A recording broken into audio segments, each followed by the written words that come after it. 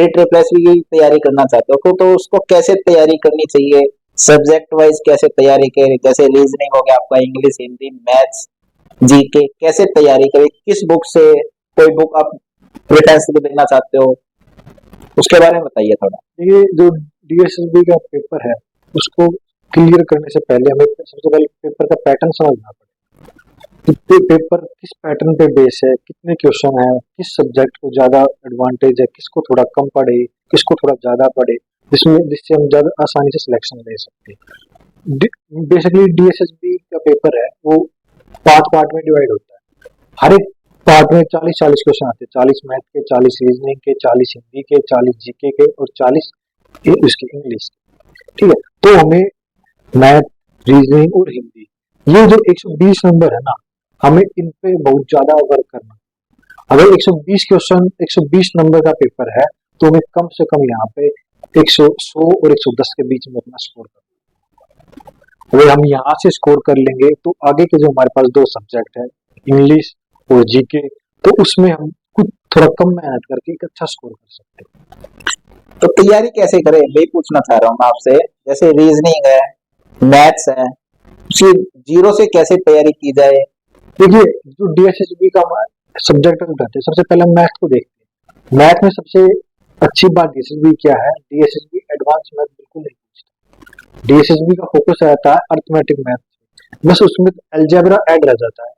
Advance का एक question algebra वो ऐड हो जाता है और बाकी बिल्कुल वो एडवांस बिल्कुल भी नहीं, और उसका सारा अर्थमेटिक बेस रहता है। तो हमें जो फोकस करना है कैलकुलेशन और अर्थमेटिक, ये 2 चीजों पे हमें बिल्कुल अच्छी तरह फोकस करना है। मतलब एग्जाम में आपकी स्पीड भी मैटर करती है। हाँ बिल्कुल है। देखो, स्पीड तो प्रैक्टिस से होगी, जितनी अच्छी ज्यादा आपकी प्रैक्टिस होगी उतनी अच्छी आपकी स्पीड होगी। मतलब डी ट्रिपल एस के मॉक टेस्ट जरूरी है देना। हाँ बिल्कुल, मॉक टेस्ट तो किसी भी एग्जाम के लिए उसकी रीड है।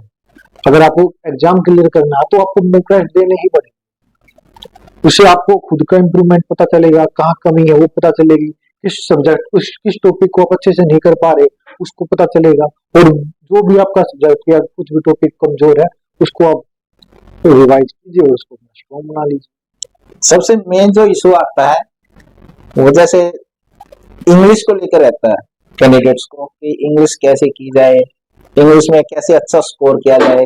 रीजनिंग हो गया, मैथ्स हो गया, मोस्टली कैंडिडेट स्कोर कर लेते हैं, लेकिन इंग्लिश में कैसे इंप्रूवमेंट की जाए, इंग्लिश कैसे बेसिक से स्टार्ट करके एक लेवल तक जा सकते हैं इंग्लिश को। देखिए, हमें अगर डीएसबी के इसके लिए बात करें तो इंग्लिश में एक हमें पैटर्न समझना पड़ेगा, इंग्लिश में डीएसबी पूछ क्या रहा है।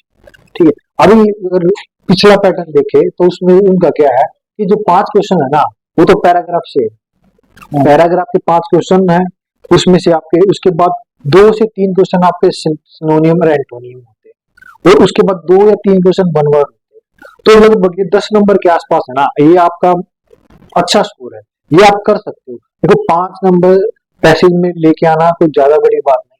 इसको इंग्लिश की अंडरस्टैंडिंग है ना वो आराम से स्कोर कर सकता है 5 के 5 का, और वन वर्ड और सिनोनियम एंटोनियम के लिए तो प्लिंथ ऑफ पैरामाउंट वो काफी है, और इनके साथ आप प्रीवियस पेपर कर लो, आपका हो जाएगा 10 से 12। साथ साथ में ग्रामर भी करते अभी अब बचता है हमारे पास 30 नंबर का।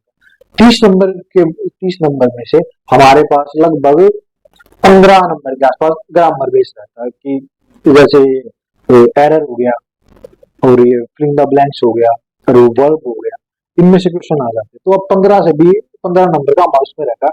हमें 15 नंबर नहीं चाहिए, हम अपना उसमें टारगेट रखेंगे कि 10 के आसपास हमारे नंबर आ जाए, 10 वहां से नंबर आ जाए और 10 यहाँ से आ जाए, और बाकी का जो 10 हमारा सब्जेक्ट का बचा हुआ है उसमें से 4 से 5 नंबर हमारे वहां आ जाए, तो हम इंग्लिश में 40 में से लगभग 30 के आसपास स्कोर कर सकते हैं।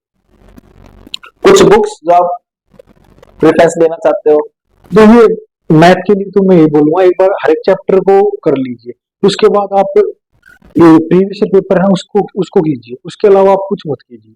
आप मैथ के लिए कोई बुक, मैथ के लिए मार्केट में नॉर्मली कोई सी भी आप ले सकते हो, किरण की है या केश यादव की है, आप कोई सी भी एक बुक ले लीजिए, उसमें आपको पैटर्न मिल जाए, उसके बाद आप प्रीवियस पेपर कीजिए बस, और कुछ मत। और इंग्लिश के लिए, इंग्लिश के लिए भी हमारे वो नीति मैम की अपील तो पैरामाउंट, एक तो वो अच्छी बुक है। एक आप रीजनिंग के लिए ये रीजनिंग के लिए आप कुछ मत कीजिए, रीजनिंग के लिए आप प्रीवियस पेपर। बस बस। और जीके? जीके जीके के लिए तो देखो, एक बार तो आपको लूसेंट याद करनी होगी। एक बार लूसेंट करने के बाद जैसे ही आपका, अब एग्जाम्पल के लिए आपका पेपर है अगस्त में, तो पिछले 6 से 7 महीने के करंट अफेयर के नोट्स बना लीजिए। वहां से आपको कुछ ना कुछ 4 से 5 नंबर कहीं ना कहीं आपको मदद मिलेगी। मेन उसमें मेन नहीं होता करंट अफेयर में कि पिछले वीक में या महीनों में कौन से गेम हुए,